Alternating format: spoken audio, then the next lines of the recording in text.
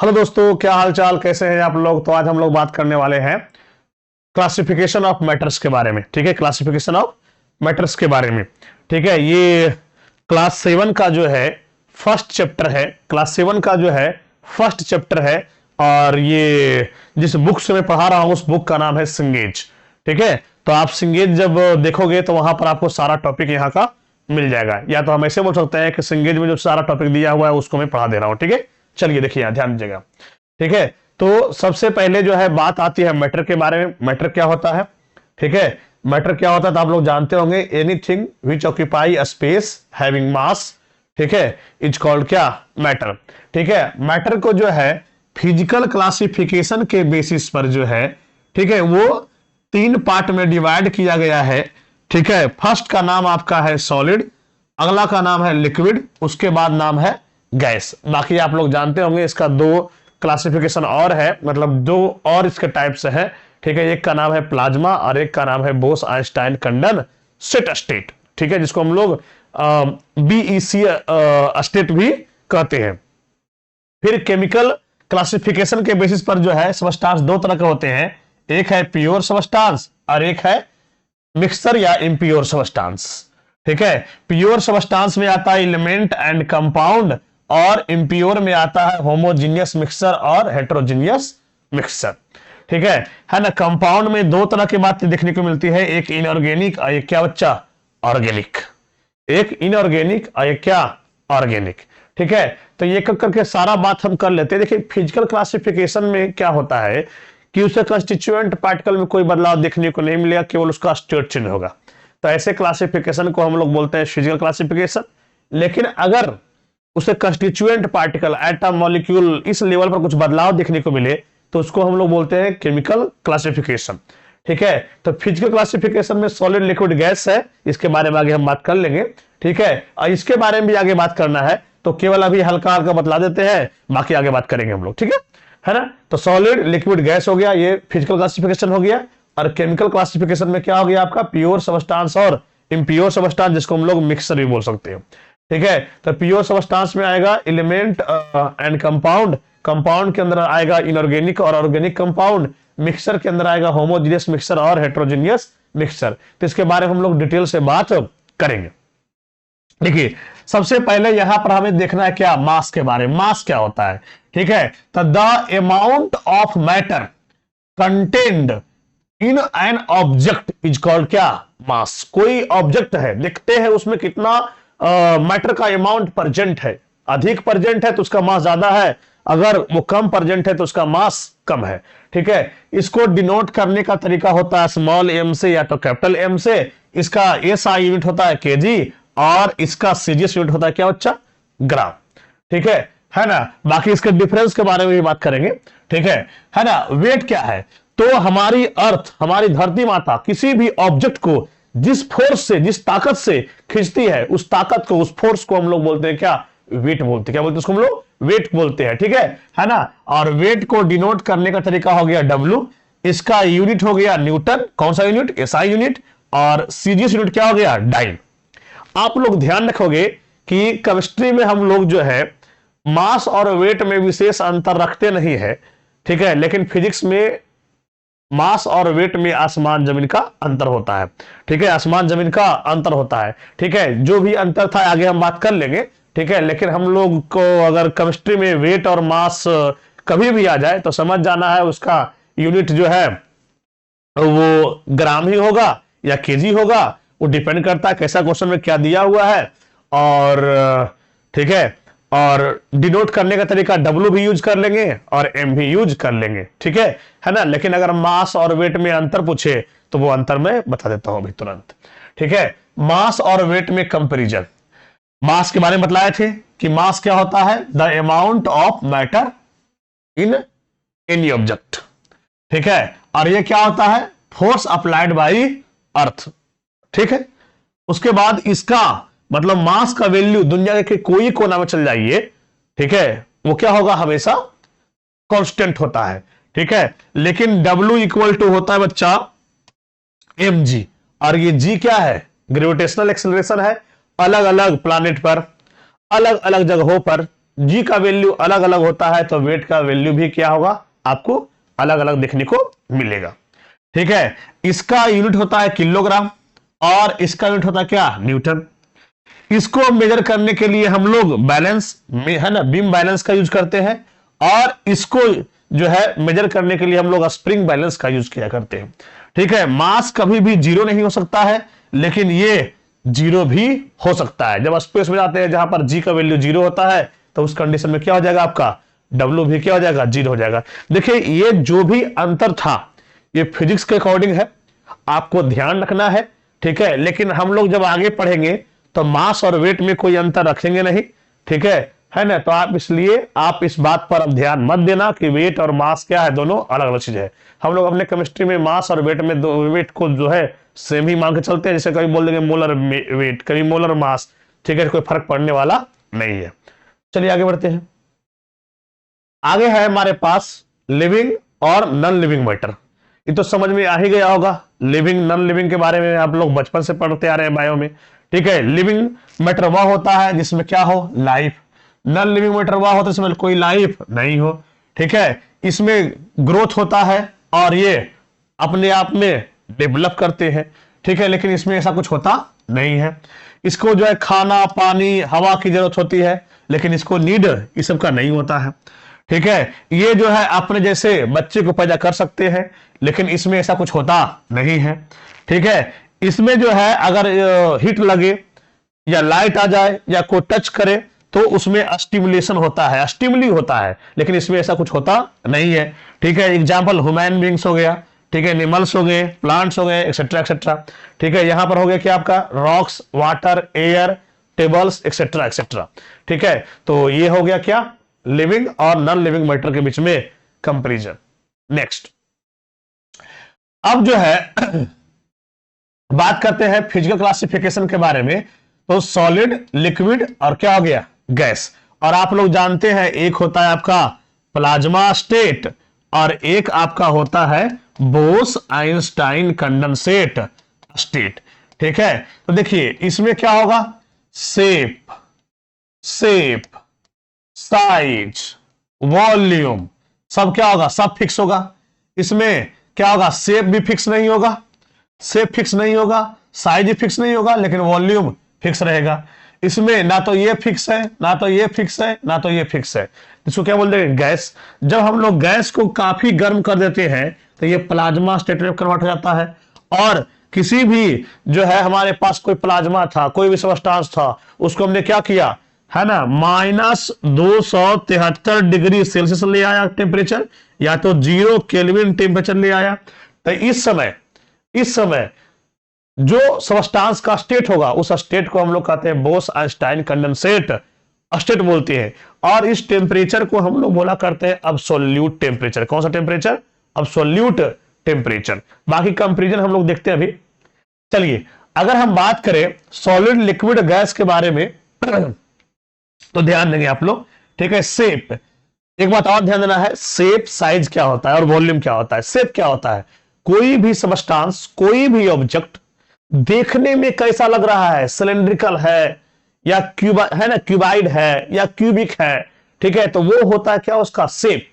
लेकिन अब वो छोटा है या बड़ा है, ठीक है, मान लीजिए अगर मेरे पास एक क्यूब आया तो क्यूब छोटा भी हो सकता है और क्यूब बड़ा भी हो सकता है। तो वो कितना बड़ा है ये बतलाता है साइज के बारे में। ठीक है, और देखने में वो कैसा लग रहा है वो बतलाता है शेप के बारे में। ठीक है, तो शेप मतलब क्या हो गया, देखने में कैसा लग रहा है, वो क्यूब है, क्यूबाइड है, सिलेंड्रिकल है, स्फेरिकल है, हेमी स्फेरिकल है, कैसा है। ठीक है, और साइज मतलब होता है वो देखने में कितना बड़ा है। तो मतलब अगर क्यूब है तो छोटा क्यूब है या कि बड़ा क्यूब है। ठीक है, चलिए तो अच्छा, वॉल्यूम क्या होता है, कोई भी ऑब्जेक्ट जितना स्पेस ऑक्यूपाई करता है वही होता है क्या, उसका वॉल्यूम। चलिए तो शेप, इसका शेप जो है फिक्स होता है। जैसे मेरे पास पेन है, कहीं भी रख दे इसका शेप तो यही रहेगा, फिक्स है। ठीक है, इसका जो है शेप फिक्स नहीं रहता है। कैसे, पानी ले लिए, अब पानी को हमने जिस कंटेनर में डाला उसी का शेप ले लिया तो फिक्स तो है नहीं। ठीक है, गैस में कुछ भी फिक्स नहीं होता है, इसका फिक्स नहीं है शेप। आगे वॉल्यूम इसका फिक्स है, जितना स्पेस यहां ऑक्यूपाई कर रहा था उतना ही स्पेस यहां ऑक्यूपाई करेगा, इतना ही स्पेस है ना हमारे पैकेट में भी ऑक्यूपाई करेगा। ठीक है, इसमें क्या है, वॉल्यूम फिक्स होता है। भाई 1 लीटर पानी ले लिए तो हम बोतल में रखे या पेट में रखे या कोई भी कंटेनर में रख दे तो उसका वॉल्यूम तो 1 लीटर ही होगा। लेकिन इसमें कुछ फिक्स होता नहीं है। 1 केजी अगर गैस था तो अगर 15 केजी वाला जो है टंकी में रख देंगे तो उतना स्पेस ऑक्यूपाई कर लेगा, और 5 केजी वाला टंकी में रखेंगे तो उतना ही स्पेस ऑक्यूपाई करेगा। तो इसका जो है वॉल्यूम भी फिक्स नहीं होता है। पार्टिकल अरेंजमेंट, इसमें पार्टिकल काफी क्लोज पैक्ड होते हैं, काफी नजदीक नजदीक होते हैं। इसमें थोड़ा सा दूर रहता है, इसमें बहुत ही दूर रहते हैं। फोर्स ऑफ अट्रैक्शन यहाँ काफी स्ट्रांग होते हैं, यहाँ थोड़ा सा कम होता है, यहाँ बहुत कम होता है। ठीक है। कंप्रेसिबिलिटी, इसको कंप्रेस करना नामुमकिन है। इसको भी हम लोग मानते हैं कि नहीं कंप्रेस कर सकते हैं। ठीक है ना। इसको तो आराम से कंप्रेस कर सकते हैं क्योंकि इसके पार्टिकल काफी दूर दूर होते हैं। फ्लो, ये कभी बह नहीं सकता, ये बह सकता है और ये भी आराम से बह सकता है। Example stone, would, iron etcetera etcetera. ठीक है ना। इसका एग्जाम्पल वाटर, मिल्क, ऑयल, है ना, एक्सेट्रा एक्सेट्रा। ठीक है। इसका air, oxygen, nitrogen, carbon dioxide, carbon monoxide etcetera etcetera. तो ये हो गया इसका क्या, ये हो गया आपका इसका डिफरेंसेस हो गया, आप लोग नोट कर सकते हो उसको। नेक्स्ट आ गया डिफ्यूजन। डिफ्यूजन क्या है? अगर हमारे पास मान लिया जाए उस कॉर्नर में अगरबत्ती जला दी हम, ठीक है, तो वहां से धुआं क्या हुआ, इधर आना शुरू हुआ। इधर तो धुआं था ही नहीं, उधर धुआं क्या होगा, भरपूर होगा। तो वहां कंसंट्रेशन काफी ज्यादा होगा, इधर कंसंट्रेशन नहीं के बराबर होगा। ठीक है। तो अगर कोई भी हमारे पास गैसेस पार्टिकल है वो हाई कंसंट्रेशन से लो कंसंट्रेशन की ओर मूव करता है, तब तक मूव करेगा जब तक कि दोनों तरफ जो है कंसंट्रेशन हर जगह बराबर ना हो जाए। ठीक है। तो इसी प्रोसेस को हम लोग बोलते हैं क्या, डिफ्यूजन बोलते हैं। जैसे हम लोग कहीं स्प्रे मार दिए, तो स्प्रे मार दिए, यहां स्प्रे मारे तो क्या होता है, पूरा रूम में फैल जाता है। ठीक है। तब तक फैलते रहता है जब तक कि पूरा रूम में जो है हर कोने कोने में जो है उसका स्मेल ना पहुंच जाए।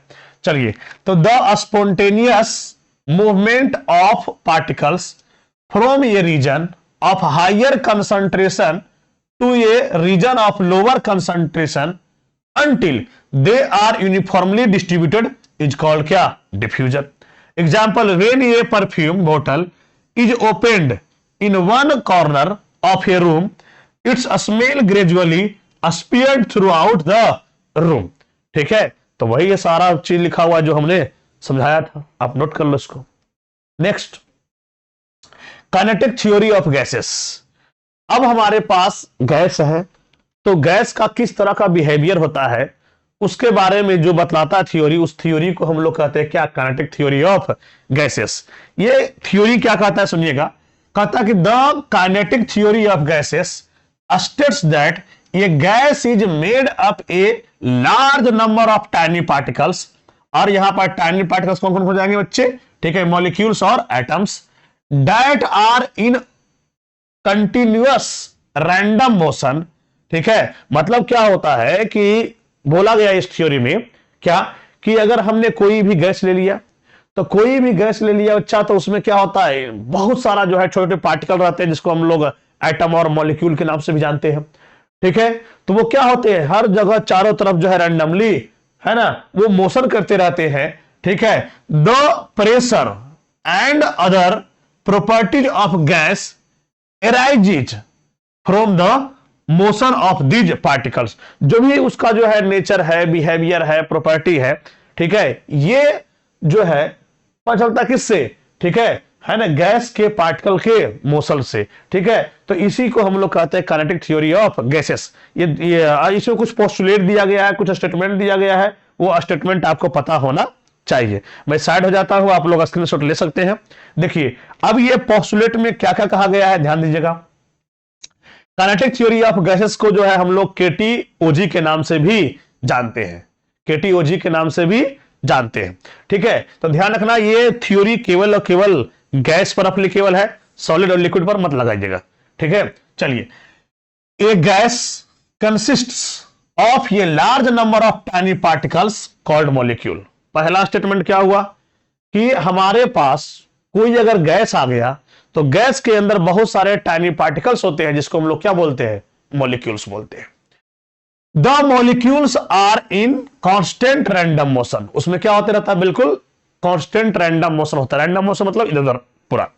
ठीक है ना। The volume of individual gas molecules is negligible compare to the volume of the gas. मेरे पास गैस है, बहुत सारा गैस है, उसका एक अगर ले लिया हमने मॉलिक्यूल, तो उसका वॉल्यूम क्या होगा, पूरे गैस के वॉल्यूम की तुलना में नहीं के बराबर होगा। The molecules move in a straight line between collision. अगर मान लीजिए गैस के पार्टिकल इस तरह से हैं, ये कॉलिजन कर रहे हैं, तो ये कॉलिजन जब करेंगे तो क्या होगा, बिल्कुल यहां स्ट्रेट लाइन देखने को मिलेगा। Collisions between molecules and with the walls of the container are perfectly elastic. जब जो है गैस के पार्टिकल्स जो है कोलाइड करते हैं अपने गैस के पार्टिकल से या तो कंटेनर के वाल से, तो इसमें कोई जो है एनर्जी में लॉस नहीं होता है। मतलब काइनेटिक एनर्जी इक्वल टू ये initial kinetic energy equal to final kinetic energy, मतलब एनर्जी में कोई लॉस नहीं होता है। तो ऐसे कोलिजन को हम लोग कहते हैं क्या, परफेक्टली इलास्टिक कोलिजन। ठीक है, next, there are no attraction और repulsive force between gas molecules except during collision. ठीक है, अगर जो है कोलिजन हो रहा होगा तो उसमें तो रिपल्सन हो ही जाएगा, लेकिन उसको छोड़ करके जब भी हमारे पास कभी भी कोई गैस आ गया तो उसमें ना तो कोई अट्रैक्शन होगा ना तो कोई रिपल्सन होगा। The average kinetic energy of gas molecules is directly proportional to the, है ना, absolute temperature of the gas. जितना अधिक टेम्परेचर आप बढ़ाओगे उतना अधिक काइनेटिक एनर्जी उसका बढ़ेगा। तो ये हमारे पास कुछ केटीओजी का जो है, काइनेटिक थ्योरी ऑफ गैसेस का जो है हमारे पास क्या है, कुछ बातें हैं। तो आप लोग ध्यान रखिएगा, ऐसे तो इसको हम लोग 11th में पढ़ाते हैं गैसियस स्टेट के नाम से। ठीक है, फिजिक्स में पढ़ना होता है केटीओजी। ठीक है, तो ठीक है, तो आगे हम बात करेंगे। अभी क्लास 7 में है तो क्लास 7 के अकॉर्डिंग काम कर रहे हैं। ठीक है, next, intermolecular force and space. Intermolecular force क्या होता है बच्चा, कि अगर मान लीजिए हमारे पास एटम और मॉलिक्यूल है किसी भी सबस्टांस का, ठीक है, तो अब इन दोनों के बीच में कुछ ना कुछ अट्रैक्शन रहता है। उस अट्रैक्शन को हम लोग कहते हैं इंटरमोलिकुलर फोर्स, और बीच में कुछ ना कुछ स्पेस रहता है। इस स्पेस को हम लोग बोलते हैं क्या, इंटरमोलिकुलर स्पेस। तो स्पेस बिटवीन क्या, स्पेस बिटवीन क्या पार्ट, है ना, two particle of any substance. ठीक है, आपने क्या किया, दो एडजेसेंट पार्ट कोई सबस्टांस ले लिया, उसके दो पार्टिकल लिया, उसके बीच में जो है अगर स्पेस रह गया तो उसको बोलते हैं इंटरमोलिकुलर स्पेस। और अगर अट्रैक्शन रहा, अट्रैक्शन तो रहना ही रहना है, सॉलिड में सबसे अधिक होता है, लिक्विड में उससे कम होता है, गैस में नहीं के बराबर होता है। स्पेस के बारे में बात करें तो गैस में सबसे अधिक होता है, लिक्विड में उससे कम होता है, और सॉलिड में सबसे कम होता है। बस उसमें क्या होता है कि सॉलिड के पार्टिकल में क्या होते हैं कि ऑब्जेक्ट जो है, पार्टिकल जो होते हैं वो आगे और पीछे वाइब्रेट करते रहते हैं अपने मीन पोजीशन पर। ठीक है, तो ऐसे ऐसे होते रहते हैं, बस बाकी कुछ होता नहीं है। Next, cohesive force and adhesive force. Cohesive force क्या है, एडहेसिव फोर्स क्या है। देखो, एडहेसिव मतलब आप लोग सुने होंगे कि फेविकोल क्या एक एडहेसिव है। तो फेविकोल क्या करता है, बहुत सारे सबस्टांस को आपस में चिपका देता है। तो ऐसा रखिएगा कि जो बहुत अलग अलग सबस्टांस को आपस में चिपका दे तो उसको हम लोग बोलते हैं क्या, एडहेसिव फोर्स। लेकिन जो हमारे पास जो है फेविकोल होता है, ठीक है, अगर जो है उसमें ऑक्सीजन नहीं आ जाए, ठीक है, डब्बा के अंदर, तो अपने में कभी चिपकता नहीं है, वो दूर दूर ही रहता है, कोई दिक्कत वाली बात वहां पर नहीं होता है। ठीक है, तो अगर जो है कोई एक ऐसा फोर्स है जो डिफरेंट डिफरेंट टाइप के पार्टिकल को आपस में चिपका दे रहा है, तो ऐसे फोर्स को हम लोग बोलते हैं क्या, एडहेसिव फोर्स। अगर सेम सेम पार्टिकल के बीच में लग रहा है तो उसको हम लोग बोलते हैं कोहेसिव फोर्स। जैसे पानी ले लिए, तो पानी में क्या है, एक कंटेनर के अंदर है, तो क्या पानी सब अलग अलग रहता है, नहीं, उसी में रहता है ना सब। तो वाटर के मॉलिक्यूल के बीच में एक अट्रैक्शन फोर्स है, उस अट्रैक्शनल फोर्स को हम लोग बोलते हैं क्या, कोहेसिव फोर्स। लेकिन वही अगर पानी है कुछ और है, जैसे मान ले कि वो जो है हमने दीवार पर छिड़का और दीवार में चिपक गया, है ना, तो वो क्या हो गया, एडहेसिव फोर्स हो गया। क्या हो गया, एडहेसिव फोर्स, क्योंकि पानी और दीवार के बीच में यहां पर क्या हुआ, अट्रैक्शन हुआ है। ठीक है, तो ध्यान रखना है कि एक ऐसा अट्रैक्शनल फोर्स जो सेम मॉलिक्यूल के बीच में लगता है उसको हम लोग बोलते हैं कोहेसिव फोर्स। जो डिफरेंट डिफरेंट मॉलिक्यूल के बीच में लगेगा उसको बोलते हैं एडहेसिव फोर्स। ठीक है, यह जो है किसी भी सबस्टांस के मॉलिक्यूल को आपस में चिपका के रखता है, और यहां पर क्या होता है, ये जो है अलग अलग सबस्टांस को आपस में जो है चिपकाने के लिए रिस्पॉन्सिबल होता है।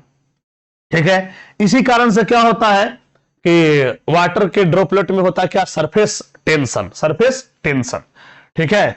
लेकिन ये जो है गिल्ला करने के लिए या तो कैपिलरी एक्शन, आप लोग सुने होंगे, मेरे पास एक जो है धागा है, इसको हमने क्या किया, एक वाटर में डाल दिया तो क्या धीरे धीरे पानी ऊपर चढ़ जाता है, तो इस एक्शन को हम लोग कहते हैं क्या, कैपिलरी एक्शन। तो इसी कारण होता है। ठीक है ना। जैसे अट्रैक्शन बिटवीन वाटर मॉलिक्यूल्स और attraction between water and glass molecules. Next, ठीक है, effects of cohesive and adhesive force, ये क्या क्या कर सकता है। तो कोहेसिव फोर्स क्या क्या कर सकता है, ठीक है, यह सरफेस टेंशन पैदा कर सकता है। इसी कारण से क्या होता है बच्चा, ठीक है, वाटर के ड्रॉपलेट स्फेरिकल होते हैं। ठीक है। यह जो है सेम जो अगर सेम सबस्टांस है या सबस्टांस के मॉलिक्यूल जो है उनको आपस में साथ रखता है। ठीक है। और यह जो है कॉन्वेक्स मेनिस्कस प्रोड्यूस करता है। इसका मतलब यह हुआ कि अगर कंटेनर ऐसा है तो उसको ऐसा करने का काम करता है। अगर कंटेनर ऐसा है और इसमें हमने लिक्विड रख दिया तो लिक्विड रखने के बाद क्या होता है, वो कुछ ऐसा शेप ले लिया तो उसको हम लोग बोलते हैं क्या, कॉन्वेक्स मेनिस्कस। ठीक है। अगर हमने जो है मरकरी में,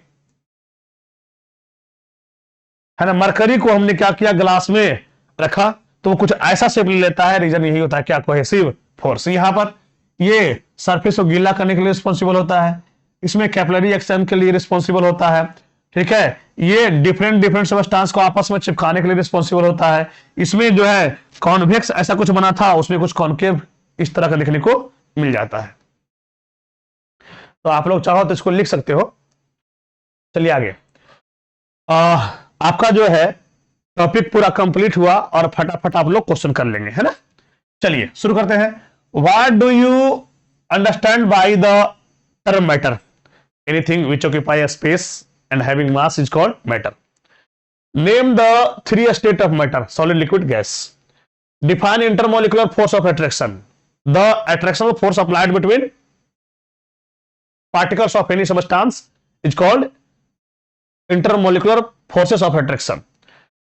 ठीक है। डिफ्यूजन क्या होता है बच्चा, ठीक है, जब गैस के पार्टिकल हो वो हाई कंसंट्रेशन से लो कंसंट्रेशन की तरफ मूव करता है। ठीक है। तब तक मूव करता है जब तक कि हर जगह जो है कंसंट्रेशन इक्वल ना हो जाए, तो इस प्रोसेस को हम लोग बोलते हैं diffusion. Why do liquids possess the property of fluidity, क्योंकि इसके पार्टिकल के बीच में क्या होता है, अट्रैक्शन होता है बट बहुत कम होता है, इसलिए आराम से ये जो है फ्लूइडिक प्रॉपर्टी रखता है।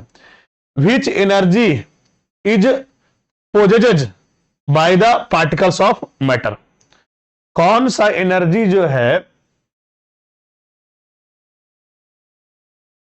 पार्टिकल के मैटर के पार्टिकल के द्वारा जो है होता है। ठीक है। तो हम बोल सकते हैं यहां पर kinetic energy, kinetic energy. Why are gases high compressible, ठीक है, गैस को क्यों हम लोग अधिक कंप्रेस कर सकते हैं, क्योंकि इसके पार्टिकल काफी दूर दूर होते हैं। Compare and contrast between cohesive and adhesive force, already हम पढ़ा दिए हैं। Compare any 2 physical properties of solid liquid and gas, solid के बारे में भी ऑलरेडी हम पढ़ा दिए हैं कि इसका शेप साइज वॉल्यूम सब फिक्स है, इसका शेप फिक्स नहीं है, साइज भी फिक्स नहीं है, वॉल्यूम फिक्स है, कुछ भी फिक्स नहीं है। What is meant by intermolecular space, तो दो पार्टिकल के बीच में, कोई भी सबस्टांस के दो पार्टिकल के बीच में जो स्पेस रहता है उस स्पेस को हम लोग बोलते हैं क्या, intermolecular space. Differentiate between cohesive and adhesive force, already done है। Write the physical properties of solid liquid and gas, पहले से डन है, लिख लीजिएगा। Give any 4 examples of objects which are exhibited in a liquid state. Oil हो गया, milk हो गया, वाटर हो गया, ब्लड हो गया। ठीक। मेंशन द पोस्टुलेट्स ऑफ केटीओजी, ठीक है, काइनेटिक थ्योरी ऑफ गैसेस का जो है आप बता दो पोस्टुलेट, ऑलरेडी लिखाया हुआ है। Next, compare the properties of solid liquid and gas based on the kinetic theory of matters. तो वही बतलाना है कि उसमें जो है मूव करते रहते हैं, इसमें मूव, इन दोनों में मूव करते हैं बट हल्का सा कम करते हैं, और गैस में मतलब सॉलिड में सबसे कम करते हैं, लिक्विड में थोड़ा सा और अधिक रहता है, और गैस में और अधिक रहता है। Next, draw the flow chart to show the physical classification of matters. ठीक है, तो वो तो शुरू में बता ही दिए थे कि फिजिकल क्लासिफिकेशन में आता है सॉलिड, लिक्विड, गैस, प्लाज्मा और बोस-आइंस्टाइन कंडेंसेट। डिफाइन कर देना है इसको। Next, fill in the blanks है, क्या भराएगा? Matter is anything that occupies space and has mass. उसके बाद the space between the constituent molecules of matter is called intermolecular space. Have definite volume but not definite shape. Liquid हो जाएगा, liquid में definite volume होता है but definite shape नहीं होता है। The particles are moving and colliding at the faster rate in gaseous state of matter is the property of movement of particles from the area of high concentration to low, the diffusion is the process होगा, है ना। Next, atom and molecules are constituents of matters. Yes, yes. The forces of attraction between the molecules of two different substances are called adhesive force। गलत है। Gas are highly compressible। Yes। Solids and liquids together are called fluid। No, no। In solid, the molecules vibrate to and fro about a fixed position। Yes, ये बात बिल्कुल सही है। तो पहला chapter हमने, पहला जो है यूनिट हमने किया कंप्लीट, ये था 1.01। ठीक है, बाकी जैसा लगे आप कमेंट में जो है कुछ सजेशन दीजिए, बाकी विशेष बात करेंगे अगला क्लास में। Thank you.